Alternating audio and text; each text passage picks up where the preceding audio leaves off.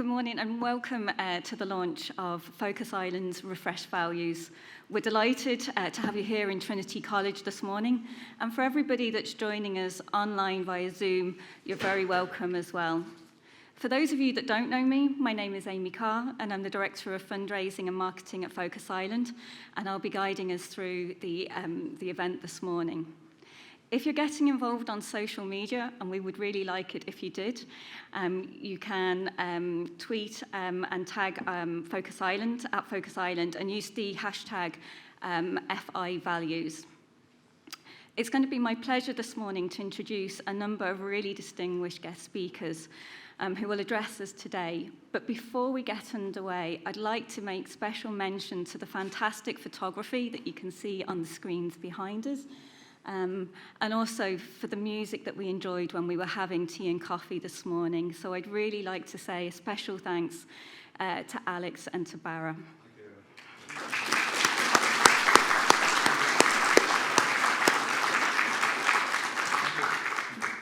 And without further ado, I'm going to introduce you to our CEO, Pat Dennigan, who's going to say a few words.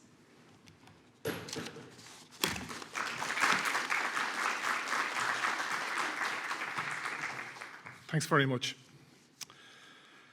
Thanks, Amy. Thanks for the introduction, and indeed, thank you for looking after today's launch and being our MC for this important occasion. Ladies and gentlemen, Sister Stan, former President Mary McAleese, colleagues, volunteers, and most importantly, Focus Ireland customers, thank you for joining us today to formally launch Focus Ireland's Refreshed Values. A very warm welcome to those joining us from across the country on Zoom as well. An organisation's values are the foundation of what it cares about most. They provide a common purpose that all employees should understand, work towards and live by. Once we define and promote our values, employees come to understand the behaviours that are expected of them and that will lead to success, and customers also know what to expect from the services they're using. It's more than 20 years since we completed a refresh of our values, and a lot has changed in the world in those 20 years. The context that we operate in as an organisation has changed. Thankfully, 20 years ago, we had no such thing as COVID-19. We did not have family homelessness. Indeed, we didn't have over 10,000 people homeless. We didn't have the ability to work hybridly or include the world in events like today through social media. But what hasn't changed is the need for an organisation like Focus Ireland to continue to address the mission of ending homelessness in Ireland. Those changes for the last 20 years only serve to reinforce our reliance on the foundation of our values. For any organisation, but especially in the charity and voluntary sector, the values you have and the values you're guided by set down a marker for what it is that your organisation wants to achieve and for how you will go about realising your goals and objectives, regardless of the context you're operating within. At Focus Ireland, we're led by and motivated by our shared values, whether it's in services, supporting individuals and families out of homelessness, and preventing homelessness from happening in the first place, to our property team delivering high-quality, long-term housing, to our teams assisting people through education and training, right through to our support staff in human resources, fundraising, advocacy and finance. These refreshed values are the combination of months of work, consultation and engagement at every level of the organisation, with the external support of Values Lab. I want to sincerely thank everyone, especially our values engagement champions and our customers who participated in shaping and distilling our 4 values to what we have today. By now, I hope our values are familiar to you. They're displayed on the screens here in the room and online, and they are dignity, quality, social justice, and empowerment. These are the values we have identified as fundamental to our approach today, especially in the context of our work to support the rising tide of homelessness across the country, now over 10,000 people again, to support families who are homeless, to drive policy change through Housing for All and other mechanisms, and to support people to have a home of their own and to make the best of their lives. I'd like to talk a little about each in the context of Focus Ireland and our work. And the first is dignity. Dignity is about treating people equally with respect, kindness, compassion, and empathy. It involves valuing people's diversity, engaging in relationships of care, and having regard to people's capacities, values, feelings, and beliefs. Because of our commitment to the value of dignity, we work to achieve a positive experience for our customers that underpins self-confidence, self-worth, healing, and a sense of safety, and a workplace that is equality-focused, welcoming, and supportive. When people look back at the times we live in today, they will no doubt look back on COVID as a milestone. But it can be a milestone for better if we build on the value of dignity demonstrated clearly during that time. The importance and the dignity of having your own door, your own space, was never more understood and valued during the lockdown, and that is something we can draw on in the future. Quality. Quality for me is about professionalism, effectiveness, accountability, and integrity. It involves setting, achieving, and maintaining the highest possible standards, collaborative approaches, and continuous learning, and ensuring environmental sustainability. At Focus Ireland, we're committed to the value of quality in our everyday work by setting and maintaining high standards in service provision and engaging in multidisciplinary and collaborative approaches in achieving outcomes for customers. We create development opportunities for staff. We utilise knowledge of best practice, research, and feedback from our staff and our customers as a learning organisation, and we meet all of our relevant legal and regulatory standards. A clear example of that today is the implementation for the trauma-informed care, in which our teams are working with world-renowned experts to ensure that our services and approach is tailored, customised, and appropriate to each customer. Social justice. Social justice is about the achievement of positive outcomes to address social exclusion and inequality and enabling people to lead independent and fulfilling lives. For us, it involves responding to specific needs that flow from people's diversity, fulfilling and protecting their rights, and challenging structural inequalities.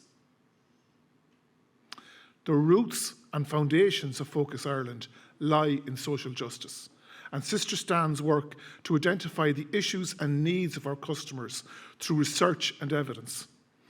That value is as important today as it was back in 1985 when Focus was founded. It is especially important in light of the commitment in Housing for All to eradicate homelessness by 2030. Housing for All needs to be reinforced by positive actions, plans, and work so that it can be achieved. We as an organisation are committed to making sure that the experiences and evidence of our customers contributes positively to those efforts, and that the individual people who come to us for support, the 12,000 people annually we support, get the social justice they are entitled to. Empowerment. Lastly, empowerment is about independence and autonomy. Our approach to empowerment involves helping people to realise their full potential. Focus Ireland supports customers to live as independently as possible, with appropriate support if needed, managing and taking back control of their lives, and enable staff to grow and progress within the organisation. We do this by encouraging and enabling customers to be self-sufficient, to make informed choices, and to identify their own desired goals in the wider context of significant disempowerment. We collaborate with customers as partners and active participants, and we equip staff with the necessary knowledge and skills to take initiative and have autonomy to drive and shape their role. An example of how the context of our work is changing and how we need to be ready to adapt are the new developments in assisted decision making, especially for an ageing population. And this value of empowerment will guide us in a new context to serve our customers in the future. Those are our values and what they mean to us in a small way. So, what do we do with these values? Do we stick them on a website, host an event like this, and then go back off and forget about them? Of course not. With thanks to our colleagues across the organisation, we have our Values Refresh Roadmap, which outlines how we embed these values into our everyday work going forward. Across the organisation, from board to executive level, from our frontline services back up to our managers, we will all set an example to each other for how we can live our values. We will hold each other accountable for living these values. Later this morning, Amy will be announcing the winners of our quarterly Living the Values Awards, which I'm very much looking forward to. But as we look ahead and continue to implement our 2021 to 2025 strategy, which we're now 2 years into, our core focus will always be to prevent and to end homelessness. Our values are what sustains us in this work. Before I go, I want to thank Barra, here at the front, who is a Focus tenant in George's Hill, who was looking after us outside with a lovely piece of music while people were having their teas and coffees. We'll hear a bit more from Barra later on. I also want to thank Alex, whose photography was on show before we got underway on the screens behind me. I hope you get a chance to have a look at it. His Deserted Dublin collection captured the streets of Dublin from the earliest days of the lockdown back in March 2020. And lastly, a thank you to Scott, who has come through Focus Ireland's Lived Experience Ambassador programme, what we call LEAP, who is working on a piece of art to coincide with the launch of our values. We will be displaying that over the coming weeks in High Street, and we'll make sure that staff from across the country can get to see it as well. Thanks to all of them, and indeed thanks to the customers you will hear from throughout this morning's event for their contributions today. I want to thank our values champions for leading us through the project and supporting us to the event today over the last number of months. But finally, before I hand the floor over to a woman who needs no introduction to this audience, Sister Stan, our founder and life president, I want to draw your attention to the first of 2 video pieces we're going to play. We asked staff and customers from across the country to send in their thoughts on our refreshed values and what they mean to them. I hope you enjoy the videos and take as much pride in them as I do. We'll play the first of those now. Very passionate about being a Focus Ireland employee. I genuinely consider it an honour and a privilege to work for this organisation. And mostly that's down to the values that we have within the organisation.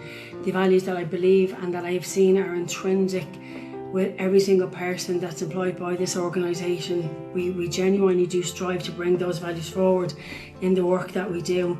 So for today, I just wanted to speak very briefly about the value of social justice that we have. When we're born into this world, we're all born different. None of us are born equal. And for some of us, we are born with much more of a privilege than others. And I do believe that it's our responsibility as people who are born into a life of privilege that, we need to, those of us who can, need to champion for the rights of those who can't. And I genuinely believe that that's something that Focus Ireland do amazingly well. We literally strive to break down barriers that so many of our marginalised customers face. I believe that we strongly always advocate so much for everybody that we see that are so disenfranchised that we work with. Hey dude, I just want to talk about the values and of course the coffee shop. So Focus Ireland was started in the coffee shop many moons ago by Sister Stan, and I'd like to think that we embody our new values in the work we do every day. So of course social justice is what we do. It's what the coffee shop is. It's everything we try to be and endeavour towards. Then we've got the values like empowerment, and that is the coffee shop. Like we're strange in the sense that we have a paid food service, so that empowers the customers, and as well as that our advice information service is customer led. So empowerment is key to how we operate here in the coffee shop. And of course we have quality, which I think speaks for itself, the standard of staff we have here, and of course the quality of food, and it's something we pride ourselves on. The catering team here do amazing work to ensure that we don't just hand out stock, that we hand out the best possible food at any given time. And then of course there's dignity, and for me that's the most important value for here in the coffee shop. What we try to do is provide dignity to every single service user who comes in here, because they may not get it in other walks of life. These are the most vulnerable people, and we need to provide them with a service where they feel safe, where they feel comfortable, and where they want to be here. Thank you. So for me, I think dignity is one of the most important values within our service, both with colleagues and with customers, because it's where we treat people with kindness, with empathy, compassion, and with the respect that they deserve. Absolutely, it massively underpins our work. When we first meet customers, it's all about building that relationship, and I suppose for that to happen, we have to understand where that person is at, their abilities and their values and beliefs, to create that tailored service with them to provide high quality support. Exactly. Yeah, I think like when you work with such a diverse group of people as well, like whether it's their ethnicity, their culture, their sexual orientation, like its dignity is massive when you're working with so many people from those areas. So yeah, I think it's a major value within the organisation. To be the woman I am, and she's empowered me to be the best mother I can be to my 3 girls. And she's always been there, even when I left the service and I found a couple of times bad advice, and she gave me the best advice: just keep going, achieve your goals. And that's what I'm doing. Now I'm back in Queen. I'm doing my leaving cert. Oh, you're doing your leaving cert? Yeah. Oh, I didn't know that. Very good. Yeah, that's one of my courses, and my communications through Focus Ireland. And then I've everything in place for mental health now for my daughter through the staff of Focus. And I've nothing really to say, it's just that it gives you your life back. And that's all you can do is link in with your workers. And they can only be there for you. If you don't open up, they're not going to be able to help you. That's perfect. Greetings from Limerick. We in Focus Housing pride ourselves on delivering a quality service to all our customers. We strive to facilitate a quality of life in our interaction with customers, and most importantly, the quality of life within our communities. We do this by providing quality accommodation. Rebo, on the old Dublin Road, is our latest development. It is 16 units in a purpose-built apartment block, nearby all local amenities, schools, shopping centre and community facilities. Each apartment is A2 rated with an air-to-water heating system. There's access to storage, balconies and a recreation area, delivered to the highest standard. Focus Housing is a landlord for these apartments, which will allow us to create a balanced community using the Meskin model, a model which encourages people who live in the same community to connect and engage with each other. The primary objective is to facilitate a high quality of life and community well-being for all residents. Values Lab were pleased and honoured to work with Focus Ireland in developing this value statement. Focus Ireland emerges as a real trailblazer, being a values-led organisation. And with this value statement, you set an important standard in terms of being explicit about the values that motivate you, and in terms of ensuring a consistent and coherent application of these values and living out of these values within the organisation. And we'd particularly like to congratulate the Values Engagement Group for the level of leadership, ambition and commitment that you brought to the process of developing this value statement. And we look forward to what you will achieve within a large complex organisation like Focus Ireland for enabling the organisation to continue to be values-led.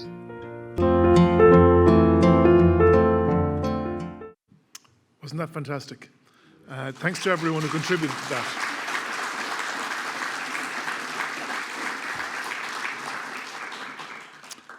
That's enough from me. I'm going to hand you over to Sister Stan, who will join me here and just take you through the next part.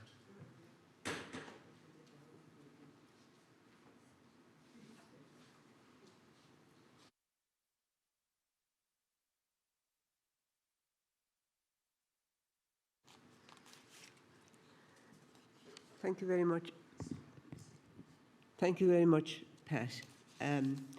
And thank you all for coming today. This is a very important day for Focus Ireland. The day when we announce our refreshed values.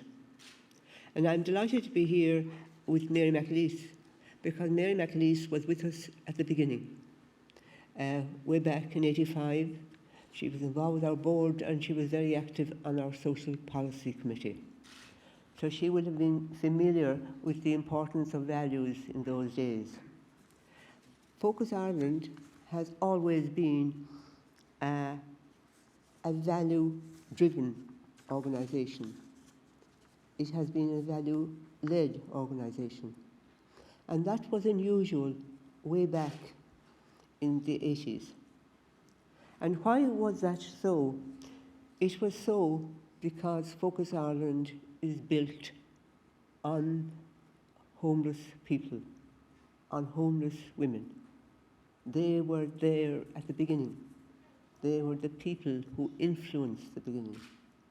And that's why I'm going to take you back a bit to the beginning so you'll see where those values have come from. And I'm so delighted to hear this morning, hear the staff and the customers talk about how important the values are to them. Nearly 40 years later. 20 years ago, there was a refreshment of the values. But I think they've always been there. And they weren't, as Pat said, they weren't just on a website. They were driving the organisation. But I want to take you back to the beginning so you'll see how they are based on the ideas of homeless people. Way back in '83, I came to Dublin from Kilkenny and returned to the university as a senior research fellow, and I did research on the nature and extent of homelessness amongst women in Dublin. That was contrary to what people believed. They felt there weren't women homeless, but in fact there were. And I'm not going to go into the detail about that. There were about 500 women who were homeless in Dublin in different situations. And the university gave me 8 research assistants to work on that study. And when we had finished it, we wrote it up and published it. But I was really conscious of the fact that I really didn't understand homelessness well enough. I was supposed to stay on in the university and continue the research, but I was kind of drawn to find out more about homelessness. So I spent a year with 8 young women whom I met during the research. They were between the ages of 16 and 22. And that year, we just rented the top floor of the premises in Eustace Street. And we spent the year just hanging out with each other. I was there to listen, to hear their stories. And so we spent the year talking about the meaning of homelessness, what was needed, what kind of supports were needed. And through that year, it was really an eye-opener for me, because that year I learned the wisdom of homeless women in Dublin as they shared their story. They knew the pain of homelessness. They knew the pain of powerlessness. They knew the pain of poverty. They knew the pain of rejection. And they knew what it was to be treated without respect or dignity. And they knew what it was to be made feel a burden on society, and to be made feel that they were a disgrace to their family. They also knew that things could be different. They described in great detail what it was like not to have a home, not to have a place you could go to, not to have a place you could wash, not to have a place you could leave your things, not having a door you could lock behind you. But they described in greater detail the way people treated them, how people walked past them, how people gave out to them, how people lectured them, how people cursed them, how people spat on them. And they knew that. They knew that in their mind. They knew it in their heart. They knew it in their bones. They knew it in their body. And they knew it in the deepest part of their being. And they knew it because we all know that we have an inner beauty, an inner dignity. And we also know that nobody has a right to take that from us. And this is what these women felt. These were taken from them by the way people treated them. They did get some help. They got some food, clothes, maybe money. But they felt what they got was second-hand, second-rate leftovers. And so they felt that the help they got, they were disrespected in the way they got help. And so this was a cry for help. It was a cry for dignity, for respect, for equality, for justice. And as I listened to them, I knew no matter what I would do to help them, I knew that it had to be done in a way that was of high standard and good quality. That we would provide a service that would be delivered with respect so that the recipients could receive it with dignity. These insights were the cornerstone of an organisation that was about to be conceived.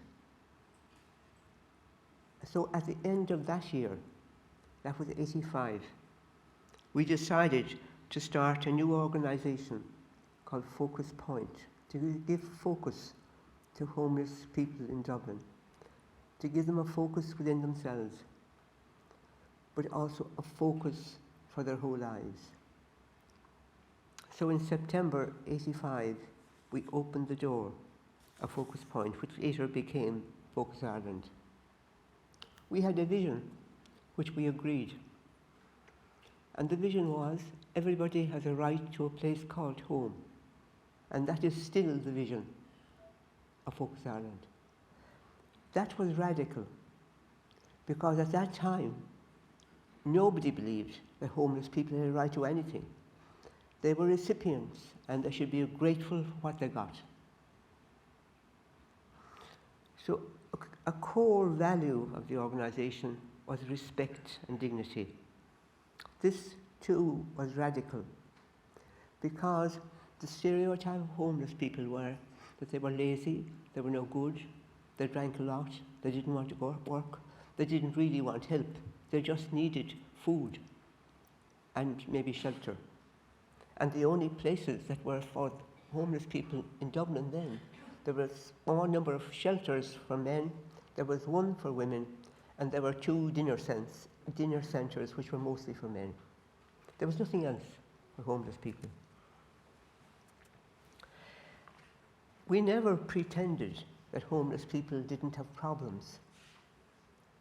But what our values helped us to do, our values of dignity and respect, they helped us to look beyond the problem and meet the human being who had a troubled and difficult background.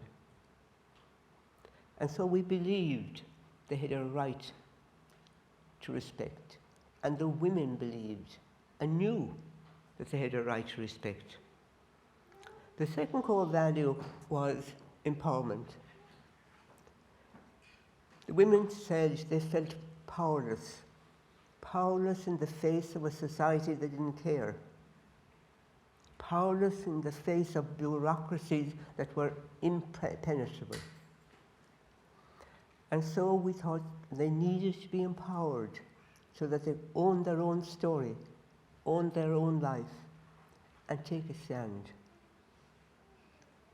And so we believed that they could be empowered with information, with advice, with knowledge, which would help them to stand on their own 2 feet.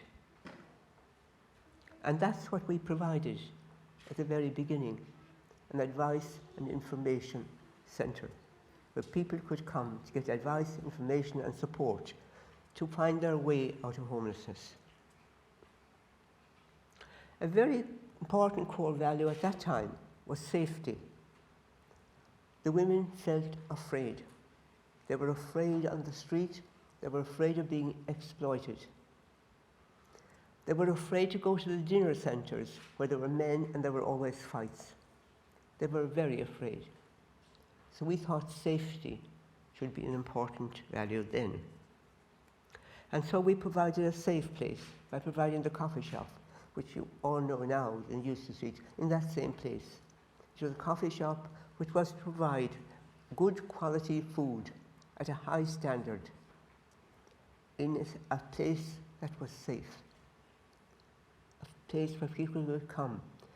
And also we decided that they would pay little in order that they would feel that they had the right to this service. Accessibility was another thing. They felt that they didn't have access to anyone, right? And there was nothing for them, literally. They didn't have access to a phone. They didn't have access to a 24-hour phone service. Didn't have access to people that would listen to them. So it was with that in mind we provided the 24-hour phone service, which was staffed by volunteers. And we recruited 80 volunteers to man that phone service. These values, the other value was equality and justice. They really longed for an equal relationship. And what we had during that year together was an equal relationship. I was just there with them, and some of the research assistants did on with me. But we were equal. We talked about everything. We shared everything. And we decided everything. We decided what we do when we'd open the door.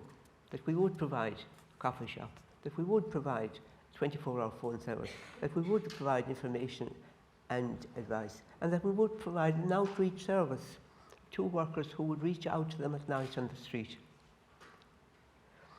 And these were based on the values that we agreed. These values contrasted sharply with the values of the street, which was violence, exploitation, and hardship.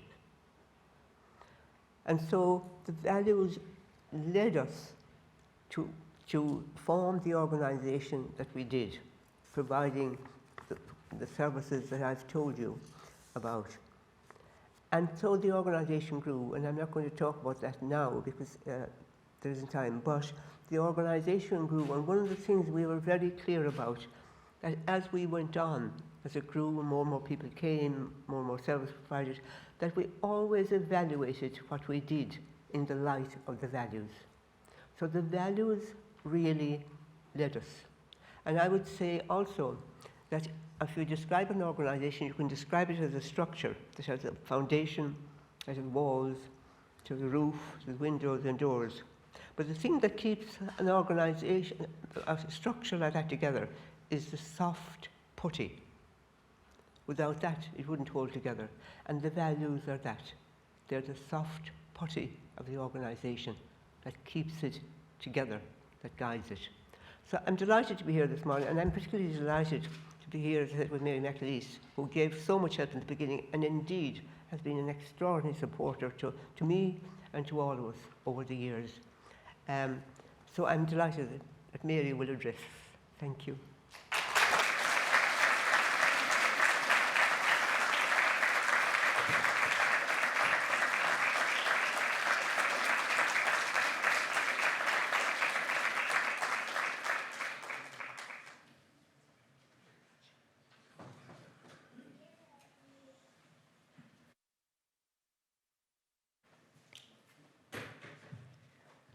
Stan, Pat, Focus family, how are you all this morning? What? Sorry? How are you all this morning? Thanks be to God for that. Yes, a bit of a rising chorus there, particularly after what we've heard from Pat, but also in particular what we've heard from Stan. Sometimes it just strikes me that when we listen to Stan, foundress, the words stan and stagnation never will appear in the same sentence except now. And they're only in the same sentence to say they'll never appear in the same sentence. Because that's not what she does. How many organisations, particularly organisations with a charitable purpose, end up being about the founder, the founder myth, the vanity of the founder.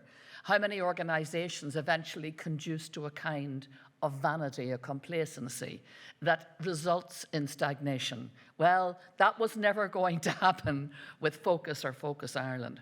Why? Because this woman started out as a scholar, not just any kind of scholar, but a scholar. In back of her work is the thing that, and in back of all these values, there is a faith. There is a view of humanity that is integrated, that never ever fragments. No matter how many directions it's pulled in, it never gets lost. No matter how contradictory, no matter how controversial, no matter how contentious the individual circumstance or the overall circumstances of the life in which Focus operates, that integrated vision of humanity always remains intact. It is part and parcel of what has led to this remarkable discussion that now gives you the refreshed values, that takes the years and years of experience, not just from the people who offer the service, but for the people who receive the service, who are regarded as also as givers to it, as educators of the service. So everybody, whether it's from the board, whether it is the volunteers, whether it's the people who give money, whether it is the supporters, whether it's the customers, whether it is the professional staff, everybody's view forms and forges this distillation that we have now with the refreshed values. Really what they are about is saying there's a journey ahead of us. Really don't know what that journey is going to consist of, because life is full of surprises. And in particular in the field of homelessness, it is full of extraordinary surprises. Homelessness, the debate about homelessness, even here in Ireland, is not what it was almost 40 years ago when Stan started. It's not even what it was 40 weeks ago, when we look now at the issue of Ukrainian refugees and how people who are on the front line, like Focus, suddenly have to adapt to this cacophony of new realities and find themselves the go-to people for an expertise that is needed, but an expertise that now needs to stretch itself around a whole range of new realities, which is why your values are important. Because in that moment, when you are overwhelmed, whether it is with an interface with a colleague, an interface with a customer, interface with politics, you need to know, what is it I stand for? What is it I stand for, not just as a human being, but as a human being who represents in some way this organization? What is it I stand for? And you mightn't have time to hang around to figure all that out, but the values are there, like almost like the press button. You know, this is what I have to do. Confronted by the suffering of homeless women, as we heard 40 years ago now, confronted by a community that had an idea, a very fixed idea of what homelessness meant, in comes this scholarly woman who does the research, publishes the research, defends it in the teeth of all those views that were embedded and had to be shredded in order to open up space for a new future. That was Stan. Look, we're in a university building here. There are researchers researching just about everything that it's possible to research, and some of them hoping to even research the things that it's impossible to research. But how few of us, who are in that world of research, having done it and who can tell the story and who can advocate for the outcome of research, how many then say, when the research is done, now, how shall I personally respond to this story? That's what Stan did all those years ago. How should I respond? Couldn't walk away from it. Couldn't just say, right, lads, here's the story of women's homelessness. Here is the research that shows that so much of our views and values and so much of our vision around this needs to be readdressed, needs to be rethought. She could have done that, but she didn't. She took it to the next step. And out of that comes an organization with such integrity, that the people here and the people represented online and the people who are the focus community gather around it for the next 40 years, and please God, the next 40 years to come, asking that same question: how do I respond? How shall I respond? And these values, these 4 core values, answer that in an instant. We know how to relate to each other. We know how to relate to the customer. We know what's expected of us. We know the witness that focus stands for. It's a fire. The F in focus is, for fire, for flame.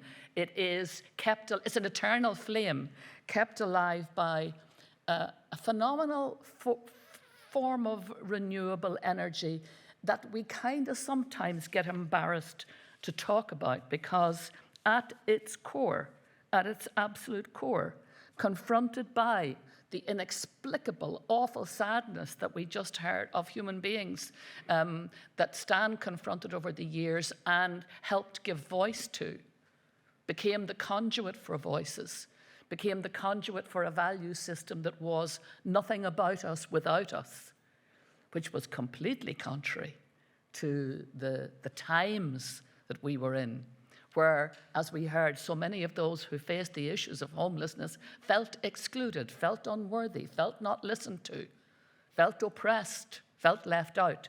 And here is this woman who says, no, actually, we need conduits through which you can speak with your voice and help change the things that you see need to be changed, not just in your lives, but in our community, in our thinking, in our country. And when I was reading the value statement, I have to say, one of the things that just hit me was looking at, we came in here and we saw the creativity of photography. We heard the creativity of Barra's music. We saw the creativity of Alex's photography. That immersed in focus has always been a view that creativity is absolutely essential here, utterly essential here, that it helps to drive imagination. And that imagination helps open up the space in which the ideas can flow out into the community, the ideas that come from those who work for Focus, who work with Focus, who are part of Focus. What came to my mind was a great old friend of mine, and a man I think well known, whose work certainly would be very well known to Stan, was the Australian Bishop Geoffrey Robinson, who died just last year. Geoffrey, a great educator, great scholar, theologian, canon lawyer. And before he died, just shortly before he died, he produced a memoir. And I'm really very struck by what he did is very much what you have done here. It was taking his life's work. Now, this is a man who would not have been beloved by the Curia in Rome, can I put it that way? He was a contrarian, a man who, like Stan, insisted on scholarship to probe that which was allegedly a given and to ask, well, why is that a given? And who said it was? And what elite is in charge of that needs really, to have its nose rubbed in new kinds of realities. And not a lot of people like having their noses rubbed in new realities, particularly if they represent elites. And so Geoffrey, like Stan, was a man to introduce truth and reality to discussions. But in that legacy document, he, in one sense, almost abandons the world of scholarship and research and that language and distills what he wants to offer by way of legacy into a very, very simple question. He says at the end of his life, what he wants to leave to people is this idea. He said, we grow in moral and spiritual stature when we constantly ask and live the question, what is the most loving thing I can do here and now? What is the most loving thing I can do here and now? And I know from 40 years and more of knowing Stan, that's the question she asks herself every day. That's the question she quietly introduces us to. She doesn't bash us over the head with God or rules or regulations or doctrines and teaching. She lives love. She lives love. And she insists that this organization lives love. that it loves people, and that it does that in the ways that we have seen, through offering them dignity and through letting them offer dignity back to those that they work with. Quality, giving them the best and asking the question, do you see the best today? Could we do better tomorrow? Could we make tomorrow even better than our best today? How could we do that now? And how can we do that between us? No dictatorial autocracy, but let's talk about how can we shift things? How can we make things better? Social justice. How can we insist that our community, at the level of the individual, at the level of our families, our communities, our workplaces, our engagement with each other, and our engagement with the wider country, how can we show that social justice matters, and it matters to everybody? Everybody we exclude is a waste. It's a waste of a life. And that waste is for all of us, not just for the individual whose life is lost, but it's like the jigsaw puzzle. I don't know if you've ever been, I love doing jigsaw puzzles. There's nothing more aggravating than getting to the end of the jigsaw puzzle and discovering there's one or two pieces missing. Really, really annoying. Has that ever happened to you? Drives me insane. Happens to me regularly, particularly after my grandkids visit. Unreal. But a world where the jigsaw puzzle is never completed is that exasperating world. And very often it is the wasted life, the life that never got to know what its shape was in that puzzle, how it can contribute fully to the completion of that puzzle that is humanity, that is our lived experience.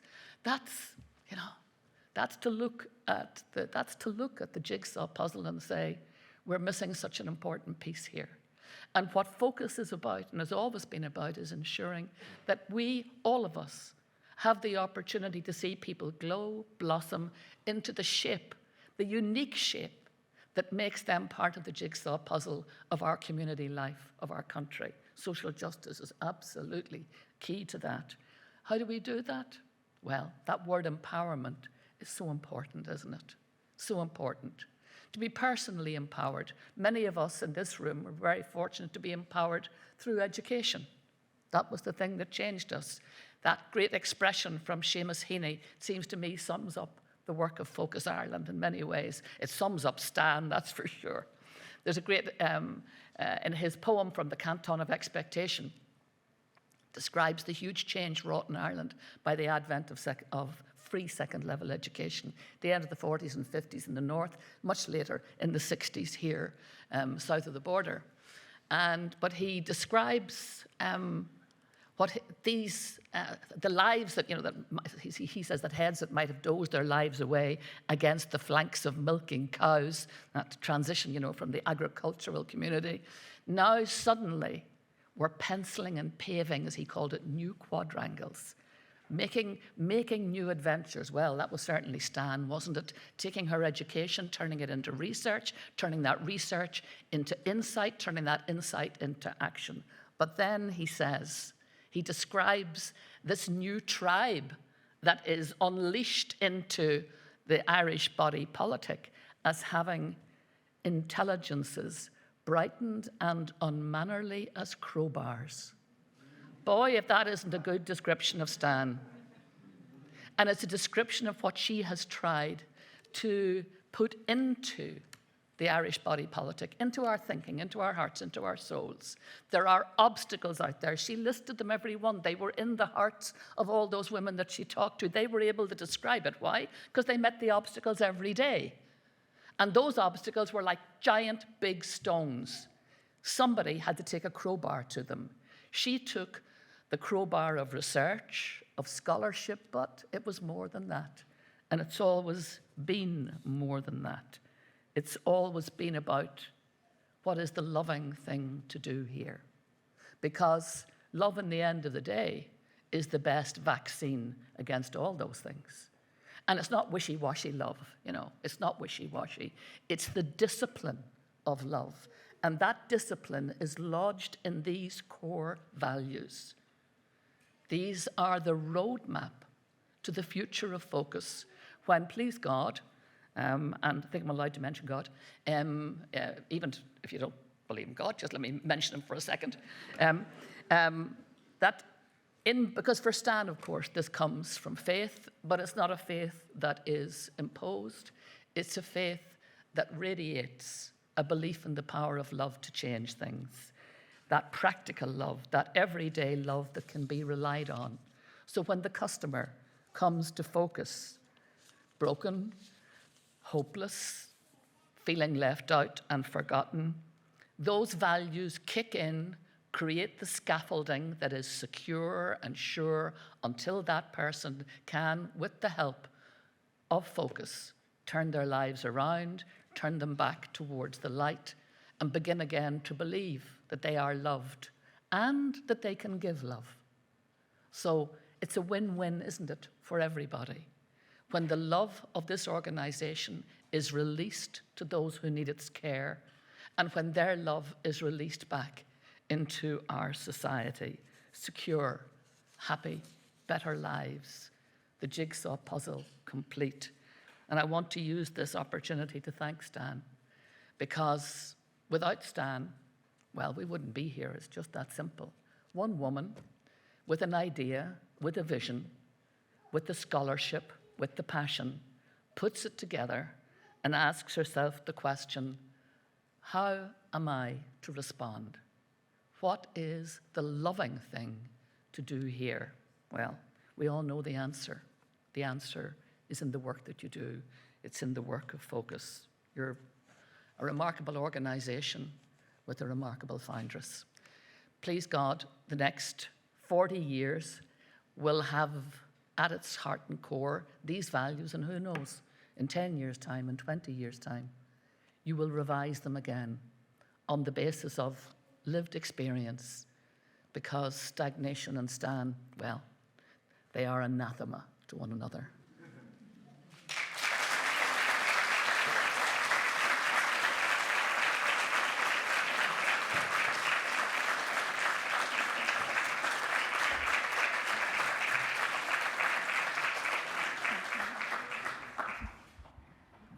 I feel like I got the comfy chairs.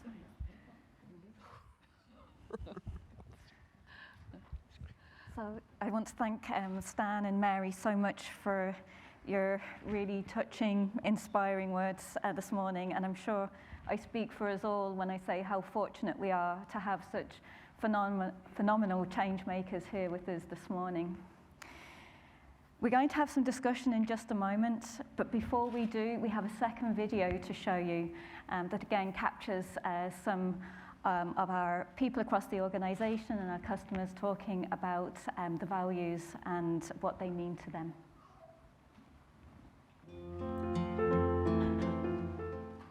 I appreciate that Focus Ireland has chosen social justice as one of its 4 values.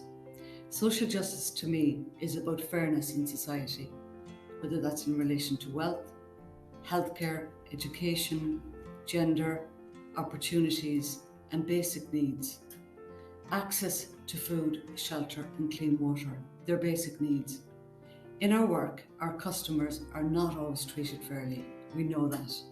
And our role is to ensure that they are, and that they have access to the same opportunities as the rest of society. And dignity means treating people in the same manner as you wish to be treated yourself. Showing understanding, acceptance and kindness enables us as staff and an organisation to support customers respectfully while always maintaining their dignity. The value I chose is dignity, because Alicia, my key worker, who's been my key worker the last 2 years, is being very, very supportive. Feel like I can talk to her about anything without being judged. Makes me feel like an equal. I've had support from Focus Ireland for the last probably like 4 or 5 years since I became homeless. I also did have an aftercare worker from Focus Ireland. As I left care, I had an aftercare worker because I left care at 18. And yeah, I just feel like they're very supportive to me, you know. The issue of quality for Focus Ireland is essential, and it runs right through the organisation, as we all know, from the frontline services to our high quality approach of our housing team. But from the advocacy perspective, we place a great emphasis on quality, and information is key. whether it's looking at the information from our frontline services team, and that informs our high quality research, and we're able to turn that into the highest of quality of policy recommendations that key influence makers can enact at a local and national government level. So Focus Ireland, we don't just point out the problem and get somebody else to fix it. We really go above and beyond, and we tell you exactly what needs to be done in order to make people's lives better. So the value of quality, it's essential. Hello everyone, my name is Emanuela and I am going to be speaking on empowerment today.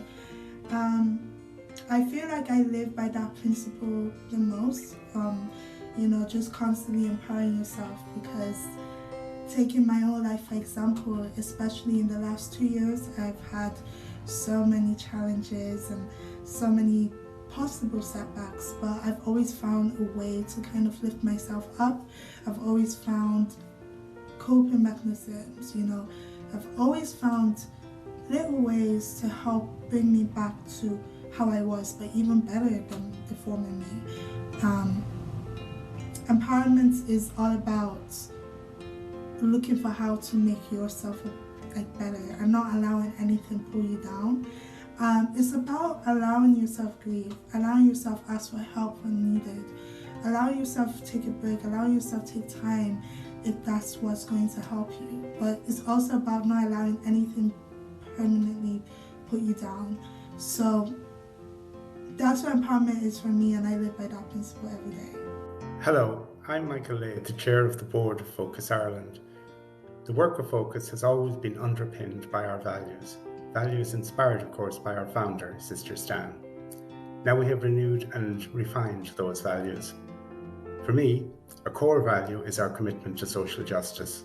It provides a context for all of the services we provide to our customers, those who are homeless or in danger of becoming homeless. It also provides the context for our research and advocacy work as we seek to influence public policy in a way that moves along the housing first pathway to long-term solutions to homelessness. This commitment to social justice, together with our values around dignity, quality and empowerment, equip us well for the many challenges we continue to face as an organisation and as individuals. Many thanks to all, staff, customers and supporters who have contributed to this renewal. Thank you.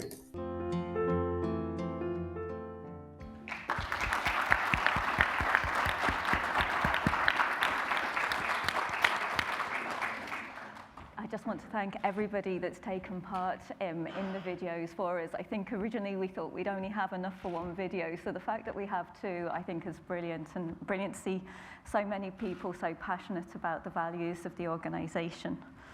I know that we're short in time, so we might get straight into discussion now if that's okay. And might come to you, Sister Stan, to start with. I think one of the things that's been touched on this morning is how important the research and that evidence base is to you, but also to the organisation. Can you tell us a bit more about why you find this approach so important and how that is really kind of rooted in the values of the organisation? I think I knew at the beginning that what we were saying and what we were discovering was new. And we wanted to get across what we were hearing from homeless women originally, but then homeless people. And I kind of knew that it wasn't enough to be saying these things, that we needed to back it up with information. So as I said, I started off with the research on the nation extent of homelessness among women. But then we continued to have a researcher with us, even the second year with the women, and continued always to have a researcher as part of Focus. And the purpose of that really was to ensure that we gathered information and that we were able to use that information to bring about change. And we knew if we had the backing up of research that was evidence-based, that would be very difficult not to listen to us. So it was because we had kind of action research. We all the time continued to research the trends and the changes, and we all the time continued to publicize them. So I really believe if we hadn't had that research side to us, and that has grown over the years, is now is divisions, it's the research and policy and advocacy. But in the beginning, it had those different aspects to it. And it helped enormously, because when I went to ministers or wherever I went to talk about what we were doing, it was hard to shout down when you had evidence-based stuff. So that became really important in the very early years, and really right down through the years. And that makes Focus Ireland different. There aren't other organisations who provide services and activities who have a very active research policy and advocacy section. But that is part of our heritage and is part of our life. Thank you. And how important do you think that our values are when we come to bring about social change, and the values that we have and that we've always had, but the new values as well? See, I think the values really guide us. That while the values really are about the way we do things. It's how we do things. One thing is to do the things, the action. The second thing is how. And the way and the how is as important as the what. And that really also helps us to make known to the world what we're trying to do. And because we were strongly based really on what homeless people say and what they've said, and really, really believing them and taking it on board, I think that was a huge strength, and it still is. That strength of having the people who really are suffering from homelessness, to have them being strongly behind what the organisation was saying. And it was really a respect for them and their voice, and constantly keeping that before our eyes. And I would have to say, in the early years, if we didn't keep it before our eyes, we'd be reminded by the people very quickly, look here, where is respect now? Yeah. Mary, I might come to you now, following on from some of your own remarks, and Sister Stan's. We know that homelessness is something that is very close to your heart. And in terms of tackling the crisis, and I hope this is it's quite a big question, I suppose, but in terms of the crisis, and as we see kind of numbers increasing month on month, why do you think that maybe as a country we haven't been able to get to grips with the crisis? And how do you think, how important do you think of values-based approaches to ending homelessness? I think one of the reasons we don't get to grips with it in some ways is because the crisis just keeps changing its dimensions, its colour, its shape, its form. It hits us with surprises, shocks, constantly. So there is that. Just what I remember not that long ago, do you remember whenever we had that thing called the Celtic Tiger, and we dared to think that we had homelessness nearly beaten? Do you remember that moment in time? Didn't last very long, of course, because it wasn't real. That's not the world we live in. We live in a world of shocks and surprises. I was just, when you started off the question of why homelessness, it's very close to my own heart. When I was growing up, I grew up in a parish with 70% unemployment. Very poor parish, but I was fortunate that I grew up in a house where my father had a job, and that meant that we could cope. But I do remember going with my mother to do something that she and my father did quite regularly, which was to pay gas bills for people who had had their electric cut off. Now, they did that quietly, but I remember standing in the Belfast City Hall in that queue for reconnections, and I can still remember, my mother was mortified, absolutely mortified, but she did it. But I still remember how we were treated by the person when you got to the top of the queue, the dismissiveness, the curtness, the lack of cordiality, the lack of simple, ordinary, everyday human courtesy. And that is what people who live on the line that is between homelessness, the line of poverty that sometimes gives and sinks into homelessness, that's what they face every day. So we were looking at a structure there. I, without knowing it, was looking at a structure there, you know, where these values had not been taught to staff. They hadn't bought into them. Nobody had put it together. Nobody had said to them, this is how you must treat people. And so what Focus is doing, it seems to me, is imposing that discipline of a value system that can be relied on and that the organization is held accountable for. Yeah. It's a witness out to the world, but it's also an internal witness to itself. And if it works the values, they become self-perpetuating. They grow in knowledge, they grow in experience, they grow in integrity, and they also reach out to the world. But one of the reasons is shortly after, remember my experience with my mum paying the gas bill, we were homeless because one of the things we hadn't counted on was that in 1969, civil war would break out on our doorsteps, a sectarian civil war that would reduce or result at that time, and people sometimes forget this, in the biggest population movement of people since the Second World War in Europe. That happened in the place that I was born and reared in, where people lost their homes in their hundreds, in their thousands. We were among them. Now, many of us were able to go back to our homes. We weren't as it happened. We lost our home literally overnight. 2 guys come with machine guns, they empty the machine guns, and suddenly 9 kids and 2 parents are homeless. Now, over a period of time, we were able to get a house again, but everything had changed. We were never able to afford the same kind of home we had before. We were never able to have the same kind of life that we had before. But I remember in that time, as we 9 kids were distributed, luckily my mother's one of 11 children, so there were plenty of couches to surf on. But we were surfing, 9 of us distributed around relations. And my father also lost his business through bombing at the same time. So suddenly, no home, no business, no income. My father also, through the bombing, lost his mind because a young girl died in that explosion, and he had held her in his arms while she died. He was unaware that she had died. He thought she'd just fainted.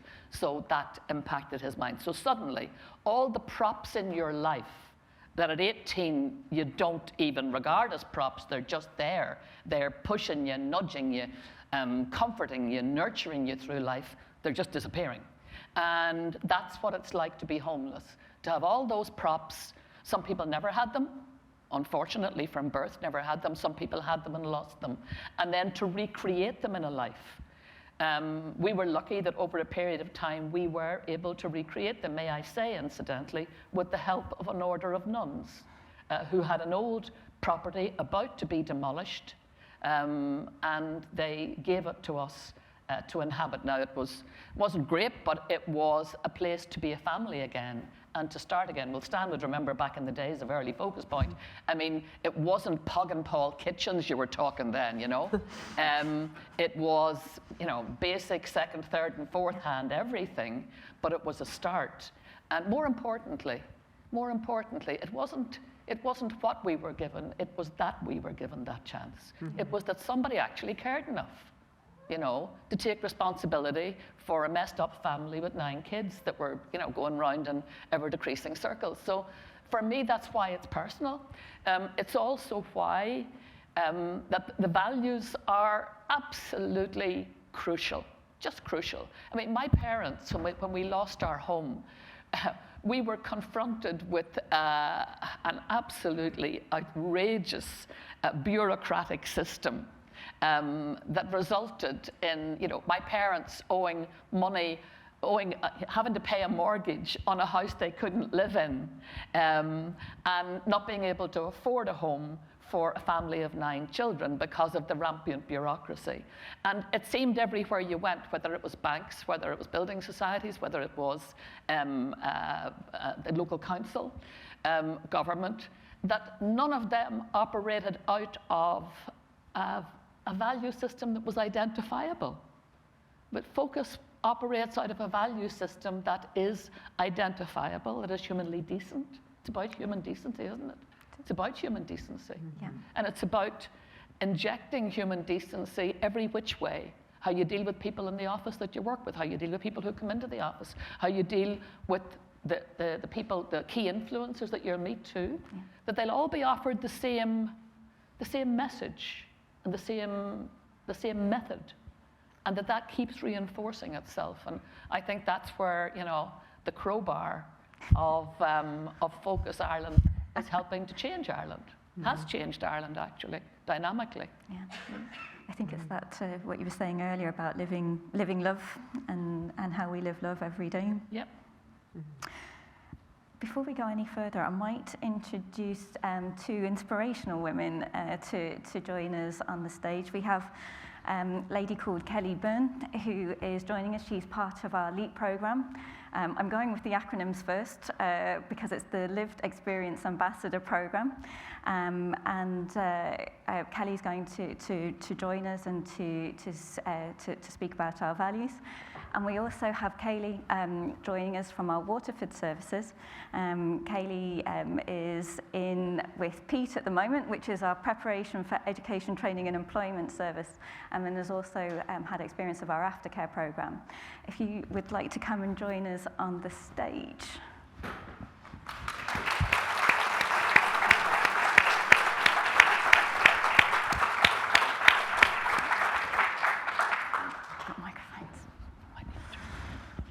Thanks so much for joining us today. It is absolutely wonderful to see you in person, and I know that you are very familiar with our refreshed values. Actually, Kelly, I might come to you first, if that's okay. Which one of the refreshed values that we've been speaking about today resonates with you the most? Which one do you think is most important to you? Hello. Magic.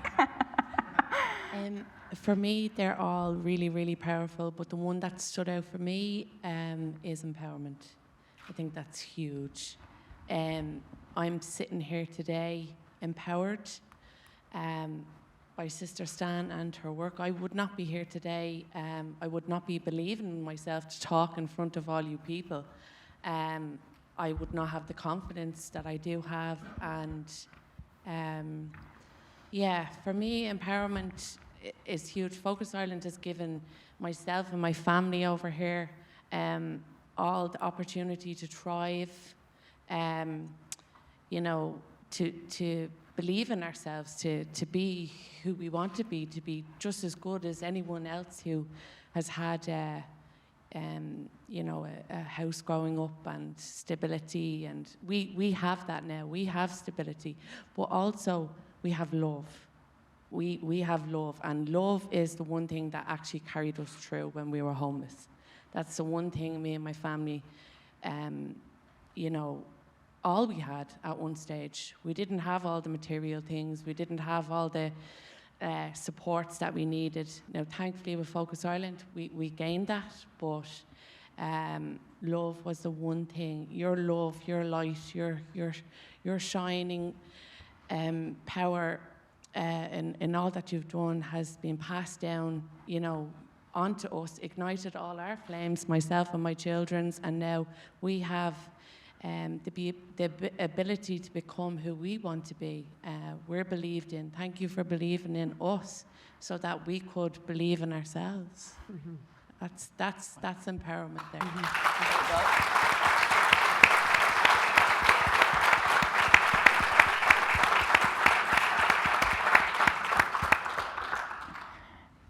I think, Kelly, what we see is obviously you feel that you've been empowered by Focus Ireland, but we see how important empowerment is for you, and you very much empower other people as well. I mean, how have you found that? How have I found that? I think I've grown into it. I think I've been really, really supported. It didn't happen overnight, but I had real connections. Like I feel with all the being a LEAP ambassador, all the colleagues that I work with, I don't feel there's like a hierarchy of roles. Everybody is just so genuine and so real. And I think that's the one thing we carry through life is our realness. Like we live in such a material world where, you know, it's about how we look, or we need to have this, or we need to have that. But I think Sister Stan does it so well. She breaks it down, and the one thing that we need that carries us all through is the connection we have with each other, the realness. That's what means the most in life, in the world. Like when we pass away, the only thing that we bring with us is our soul, is who we are inside. And each of us, I know after experiencing homelessness myself, I lost that, you know, my flame. I never had the chance to ignite it, to be honest with you. And through Focus Ireland, I have been able to ignite that flame and to be able to stand in my power, to be able to turn all the pain that I've been through, to be able to use that, not in an ego way, but in a soul way, to be able to empathize with others, to be able to connect, and please God, to be able to prevent future people from going through what I went through or what my family went through or others. Great. Wow.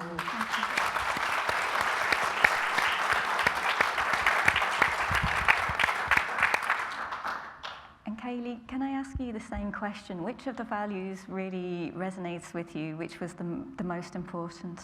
The value that resonates with me the most is dignity. I found being with two focus aftercare workers, like the dignity you have with them is unreal.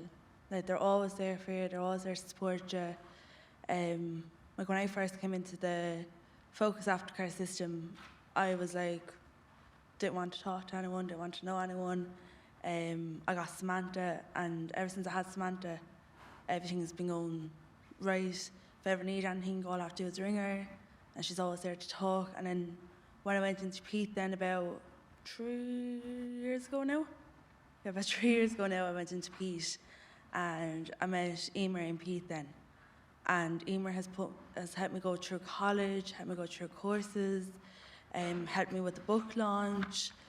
Like they've done so much work for me, and the dignity they have is amazing. Like that you can talk to them, they don't look at you as anyone else or any different. They look at you as a human being, and they just respect you so much. They don't judge you at all. If something goes wrong, they don't give out to you, they don't judge you over it. They're there to listen. They're just amazing. And the dignity they have is fantastic. And Focus is amazing as well. One of the amazing services anyone could ever have. Thanks, Kaylee.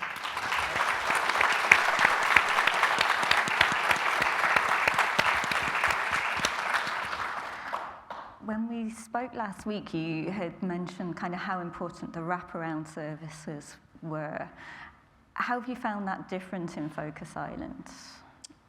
Well, other services that are out there, they're not as general as Focus. Some do kind of help you listen, but Focus do a lot more than just the one service they have. Like, I know a lot of people think Focus is a homeless service, but it really isn't just that. They're there also to help you with your education, they're there to help you even find who you are. And other services that are out there, they don't do that. They don't help you find who you are at all. Since I came into Focus, like I'm able to start getting a house, I'm able to get a job, and I'm able to find out who I really am, instead of going through life not knowing what's going to happen day to day, what's going to happen tomorrow at all. Like, the girls over the last couple of months have been amazing, especially through COVID. Like, they were always there, no matter what. And COVID was obviously a hard time for everyone. People lost their jobs. Thankfully, Emer is after helping me get a job through COVID, and I still have that job today. And I wouldn't have that if the girls didn't help me at all.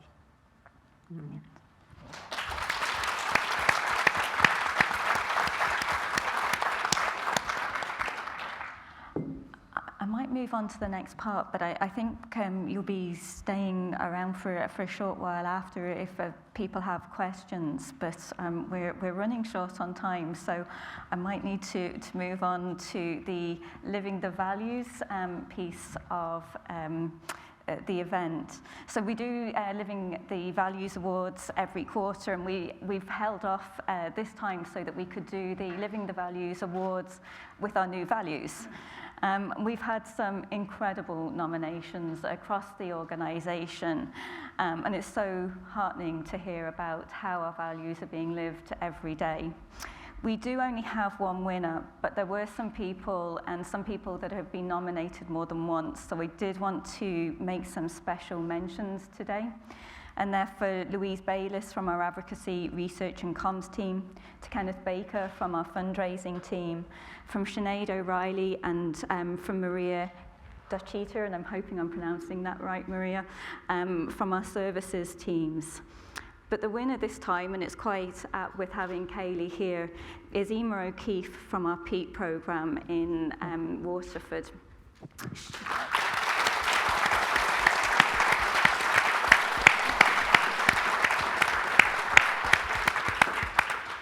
So Emer has been nominated for empowerment and for the work she's done with customers and staff to create a booklet called Through the Lens of COVID-19, which was launched very recently.